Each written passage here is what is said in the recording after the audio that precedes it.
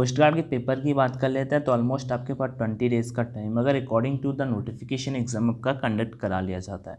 Because you guys know कि coast guard ने लिख रखा था मिड सितंबर पे पेपर कंडक्ट कराएंगे, तो मिड सितंबर के अकॉर्डिंग मीन्स 18 to 25 सितंबर के बीच में आपके पेपर होने के फुल चांसेस यहाँ पे बन के आ जाते हैं।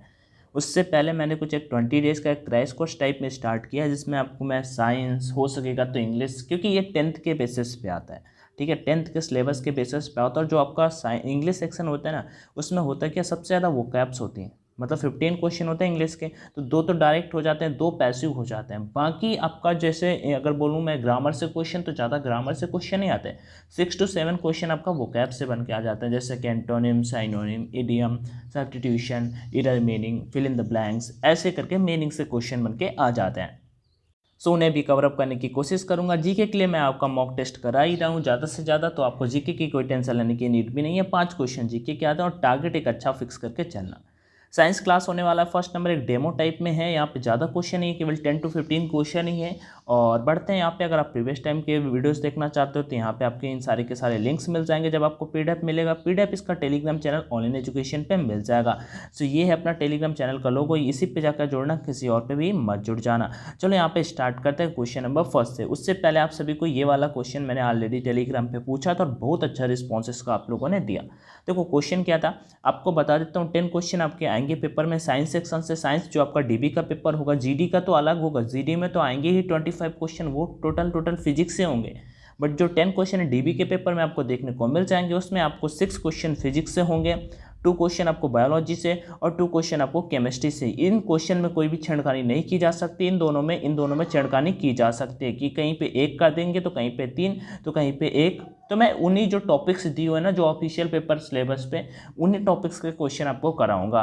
तो टेंशन मत लेना, आपको कवर अप करा दूंगा, इन प्रैक्टिस भी करा दूंगा, टेंशन लेने वाली कोई बात नहीं है। पास्कल यहाँ पे दे रखा है, पास्कल की इकाई है, पास्कल इज यूनिट ऑफ, मतलब कि यूनिट है पास्कल किसका, ह्यूमिडिटी का, दाब का मीन्स प्रेशर का, रेन का या फिर टेम्परेचर का। सो गाइज यू नो कि दाब का ही यूनिट होता है पास्कल, ठीक है, दाब का यूनिट होता है पास्कल।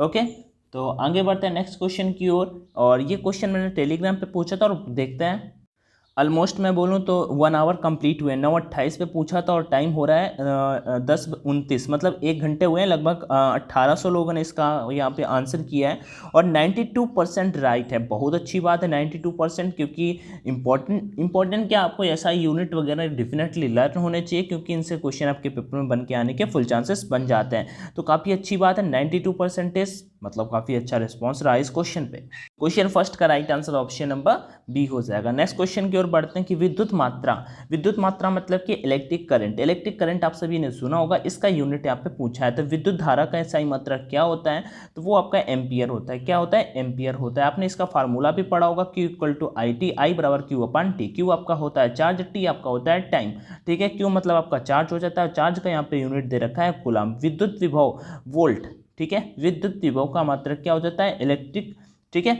इलेक्ट्रिक करंट का यूनिट क्या होगा, एम्पियर होगा। रेजिस्टेंस का यूनिट क्या होगा, ओम हो जाएगा। ओके, और ये V = IR इसका फार्मूला होता है। प्रतिरोध वाला जो होता है R = V/I। ओके, इसका डायमेंशन भी आप निकाल सकते हो, R = V/I से।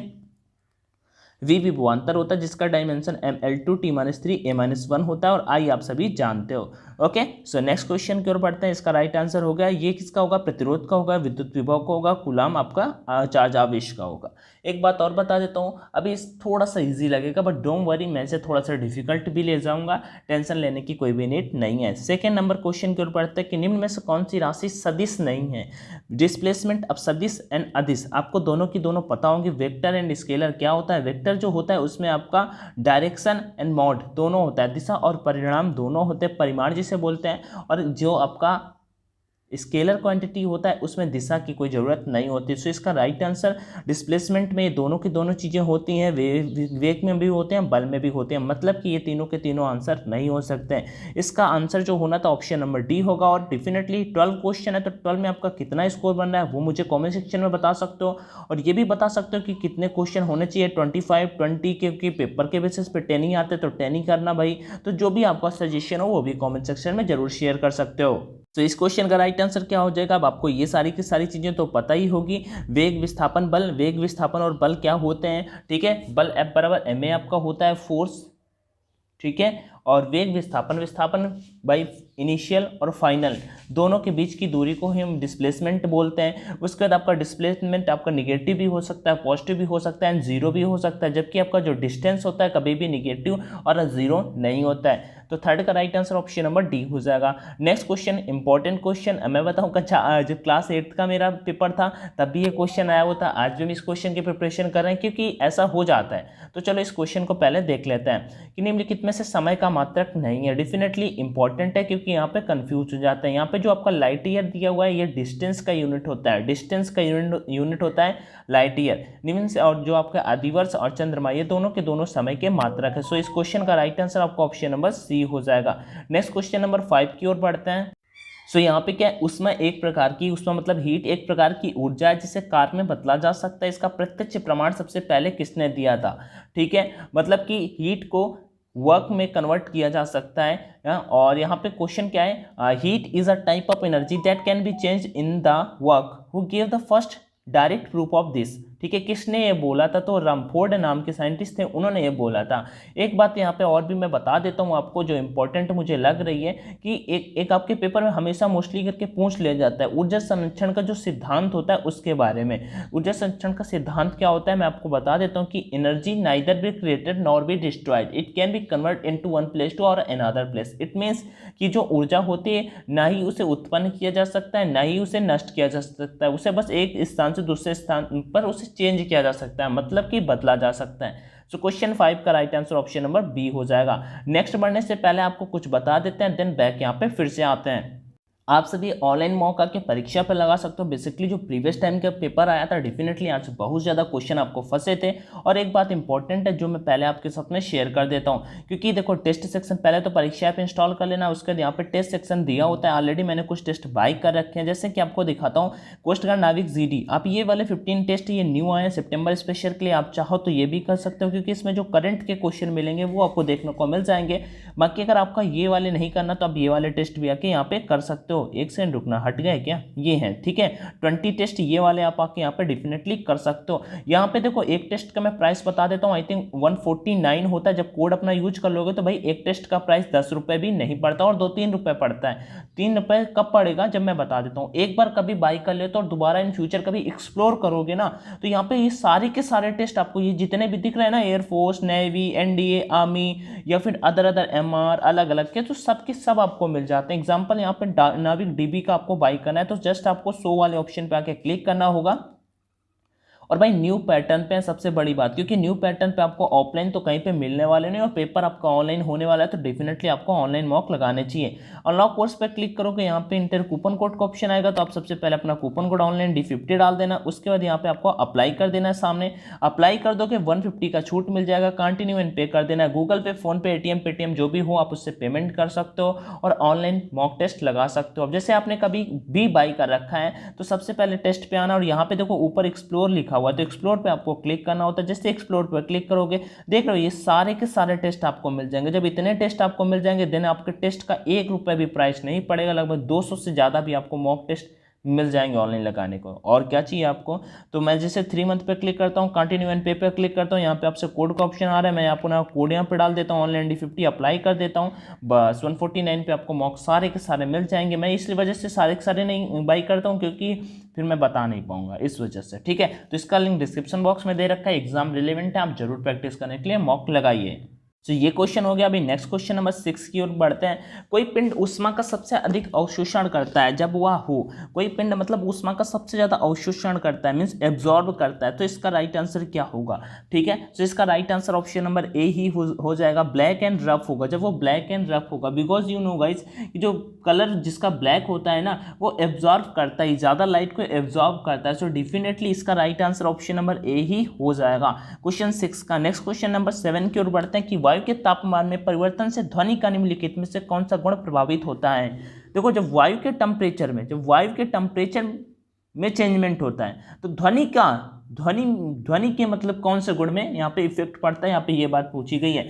तो क्वेश्चन नंबर 7 का राइट आंसर ऑप्शन नंबर ए हो जाएगा। आपका वेवलेंथ होता है वो चेंज हो जाता है, बिकॉज यू नो कि wavelength of sound changes with temperature. जो वेवलेंथ ऑफ साउंड जो होती है, ठीक है, वो ध्वनि के साथ में बदलती रहती है।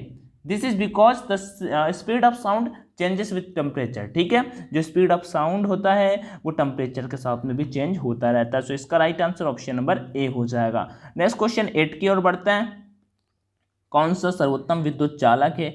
ऑफ कोर्स आई थिंक सभी को ये पता होगा, चांदी, सिल्वर। अच्छा ठीक है, बल्ब का जो फिलामेंट बना होता है वो किसका बना होता है? टंगस्टन का। और जो हीटर का जो होते हैं तार जिसे बोलते हैं उसे किसका बना होता है? वो नाइक्रोम का बना होता है, ठीक है। ऐसे क्वेश्चन आपका शॉर्ट इजी क्वेश्चन आपके पेपर में आते हैं, इतना डिफिकल्ट भी डीबी का पेपर नहीं आता है। तो इस चीज़ को आप दिमाग में बनाए रखना। और नेगेटिव मार्किंग नहीं होता, सबसे बड़ी बात, वो पेपर बोथ लैंग्वेज में आपको देखने को मिल जाता है। सो इसका right answer option number C हो जाएगा। आपस में जुड़ी दो आवेशित वस्तुओं के बीच विद्युत धारा नहीं प्रवाहित होती है, यदि वे हैं। अब आपने ये पढ़ा होगा, आपने 11th-12th में ये चैप्टर था, ठीक है, विद्युत विभव वाला, उसी पे समान विभव ऑन इक्वल पोटेंशियल पे, इक्वल पोटेंशियल पे, ठीक है, कि electric current is not flowing between the two charge object in each other if they are flowing on equal potential. Equal potential पे होते हैं तो फिर उनके बीच में विद्युत धारा जो होती है, इलेक्ट्रिक करंट होती है, उसका कोई भी फ्लो नहीं होता। तो क्वेश्चन 9 का right answer option number D हो जाएगा। नेक्स्ट क्वेश्चन नंबर 10 की ओर बढ़ते हैं कि आदर्श वोल्ट मीटर का प्रतिरोधकता। आदर्श वोल्ट मीटर की प्रतिरोधकता मैं बता रहा हूँ, आमीटर की आप मुझे कॉमेंट में बताओगे, आमीटर की आप मुझे कॉमेंट में बताओगे। नहीं पता कोई बात नहीं, नेक्स्ट में कवर कर लेंगे। आदर्श वोल्ट मीटर की जो प्रतिरोधकता होती है वो अनंत होती है। जब किसी बोतल में पानी भरा जाता है और उसे जमा दिया जाता है तो बोतल टूट जाती है, क्योंकि पानी जमने पर फैलता है। सिंपल सी बात है। क्वेश्चन देखो, पानी पहले क्या होता है, मान लो द्रव वाले लिक्विड वाले फॉर्मेट में होता है, लेकिन जैसे ही वो जमना शुरू कर देता है तो भाई वो सॉलिड हो जाता है, और सॉलिड हो जाता है तो जिसका आयतन होता है, वो जो उसका वैल्यूम होता है वो इंक्रीज होने लगता है। तो सिंपल सी बात है, वैल्यूम जब इंक्रीज होगा तो वाटर पे एक लिमिट तक ही तो प्रेशर लगेगा, उसके बाद वो क्या हो जाएगा, धड़ाम, तो वही हो जाता है, पानी जमने पर फैलता है। सो क्वेश्चन नंबर यहाँ पे ए राइट हो जाएगा। फैलता क्यों? और तभी तो बोतल टूटेगी जब पानी फैलेगा, तो भाई जब एटमॉस्फेरिक मतलब वहाँ पे जो दाब लग रहा था वो ज़्यादा हो जाएगा। तो सिंपल सा राइट आंसर ऑप्शन नंबर ए यहाँ पे बिल्कुल राइट हो जाएगा। नेक्स्ट क्वेश्चन की बात करते हैं 20। पसीना मानव शरीर के लिए मुख्य रूप से सहायक है। पसीना जो है वो सहायक है शरीर का ताप नियंत्रित रखने में। देखो यही इसका राइट आंसर हो जाएगा, ठीक है। 12 का राइट आंसर, त्वचा के छिद्र से गंदगी दूर रखने में, ऐसी बात नहीं है, ठीक है। स्किन से मतलब गंदगी दूर रखने के लिए पसीना जरूरी है, ऐसी कोई बात नहीं है, तो सब कहने वाली बातें हैं। शरीर में विष पदार्थ निकालने में, ऐसी भी कोई बात नहीं, विष होता है शरीर में। शरीर में जल की मात्रा संतुलित रखने में, ऐसी भी कोई बात नहीं। शरीर का ताप नियंत्रित रखने में। देखो दो तरह से टेम्परेचर को मतलब कंट्रोल में रखा जाता है। पहला नंबर तो जब ये जल बिंदुओं के रूप में शरीर पर होता है, मतलब कि ऐसे जब कभी कभी मान लो एक्सरसाइज करते हो तो बॉडी पे ऐसे ऐसे मान लो पानी आपका शो हो रहा है, मतलब वही आपका मान सकते हो स्वेट जिसे पसीना बोलते हो, ठीक है। तो इससे इसके गीलेपन के कारण कभी कभी त्वचा अपना ठंडापन महसूस करती है, जो स्किन होती है ठंडापन महसूस करती है। तथा जब ये शरीर से वाष्पित होता है, मतलब जब शरीर से हटता है तो शरीर में कुछ ऊष्मा का अवशोषण करता है, जिससे शरीर का तापमान कम हो जाता है। सो क्वेश्चन 12 का राइट आंसर ऑप्शन नंबर ए हो जाएगा। आज के सेशन में केवल 12 क्वेश्चन लिए थे, बट कैसे लगे और आपके क्या डाउट है वो मुझे कॉमेंट में बताओ, और वीडियो दोस्तों के साथ में शेयर करो। और क्वेश्चन के कितने नंबर होने चाहिए? 20 क्वेश्चन होने चाहिए, 20 प्लस होने चाहिए, 15 होने चाहिए, 15 प्लस होने चाहिए। वैसे एक चैनल अपना टेलीग्राम पे और भी ऑनलाइन एजुकेशन 2.0, जहां पे मैं आपका फुल मॉक करा रहा हूं, मैंने अभी तक बताया नहीं, अगर यहाँ पे आया हो तो लिंक उसका भी डिस्क्रिप्शन बॉक्स में दे दूंगा, आप जुड़ जाना। बाकी वीडियो देखने के लिए थैंक यू सो मच। जय Hind and all the best.